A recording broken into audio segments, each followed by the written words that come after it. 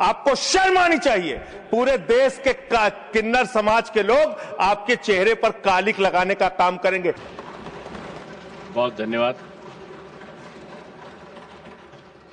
माननीय सदस्य श्री संजय सिंह जी। धन्यवाद माननीय, आपने 5 मिनट्स इस महत्वपूर्ण बिल पे मुझे अपनी बात कहने का मौका दिया। मैं इस बिल के विरोध में अपनी बात कहने के लिए खड़ा हुआ हूं और सरकार से मांग करता हूं कि इस बिल को सेलेक्ट कमेटी में भेजा जाए।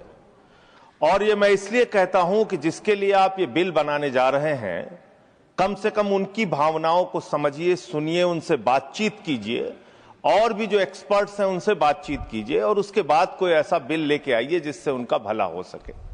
मान्यवर, 45 वर्षों के बाद इस सदन को गर्व होना चाहिए, इस सदन को गर्व होना चाहिए कि 45 वर्षों के बाद त्रुचि शिवाजी ने एक बिल प्रस्तुत किया था राज्यसभा में जो पास हुआ, उसका गर्व होना चाहिए आपको। लेकिन आपने उसको पलट दिया जाके लोकसभा में पलट दिया।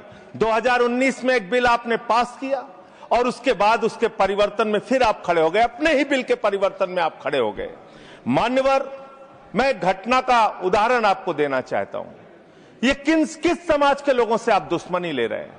भगवान श्री राम जब वनवास जा रहे थे मान्यवर, तो उन्होंने नर से कहा आप जाइए, नारी से भी कहा आप जाइए, किन्नर समाज के लोगों से नहीं कहा। वो वहीं रुके रहे, वहीं इंतजार करते रहे और जब भगवान श्री राम वापस आए तो उन्होंने आशीर्वाद दिया उनकी भक्ति को देख के। आप उस समाज के साथ विश्वासघात करने जा रहे हैं, उस समाज के साथ आप धोखा देने जा रहे हैं। वो बधाइयां देने का काम करते हैं, हर शुभ अवसर पर उनको बुलाया जाता है, हर शुभ अवसर पर उनको शुभ माना जाता है। आप उनको धोखा देने का काम कर रहे हैं। आप किन्नर समाज के लोगों का कल्याण करना चाहते हैं? कल्याण की कहानी सुनेंगे आप कैसा कल्याण कर रहे हैं? वर्ष 2021-22 में मोदी जी की सरकार ने 20 करोड़ रुपए इनके कल्याण के लिए आवंटित किया, खर्च किया मात्र 1,91,00,000 रुपए, मात्र 9.55%। 2022-23 में 30 करोड़ रुपए आपने आवंटित किया किन्नर समाज के कल्याण के लिए, खर्च किया मात्र आपने 12 लाख रुपए, 0.4%। वर्ष 2023-24 में वर्ष ऑथेंटिकेट करूंगा नहीं, प्रतिशत में थोड़ा ज्यादा है। हाँ, मैं बता रहा हूं, प्रतिशत गलत करो। 0.0 ये समय जो बोला सर मुझे दीजिएगा।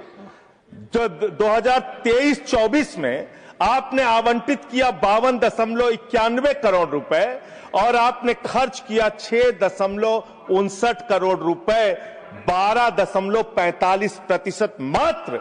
वर्ष 2024-25 में आपने आवंटित किया 68 करोड़ 46 लाख रुपए और आपने खर्च किया 5 करोड़ 14 लाख रुपए, 7.5%। आपको शर्म आनी चाहिए।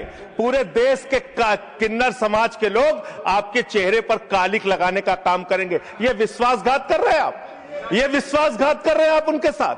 हर साल आपने उनके कल्याण के नाम पर जो बजट निर्धारित किया, उतना पैसा भी नहीं खर्च किया, उतना पैसा भी नहीं खर्च किया।